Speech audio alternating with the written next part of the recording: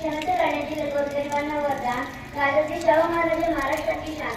आजच्या कार्यक्रमाचे अध्यक्ष व्यासपीठावरील उपस्थित मान्यवर वंदनीय गुरुजन वर्ग, सोयीचे माझे मित्र मैत्रिणींनो, सर्वांना एक थोर समाजसुधारक, लोकनेते व न्यायप्रिय राजा होते। त्यांचा जन्म 26 जून 1874 रोजी कागल येथे घाटगे करण्यात झाला। त्यांचे मूळ नाव यशवंत असे होते, तर आईचे नाव राधाबाई व वडिलांचे नाव जयसिंगराव असे होते। 17 मार्च 1884 रोजी कोल्हापूरचे संस्थापक चौथे राजे छत्रपती शिवाजी महाराज यांच्या पत्नी आनंदीबाईंनी यशवंतला दत्तक घेतले व त्यांचे शाहू असे नामकरण केले।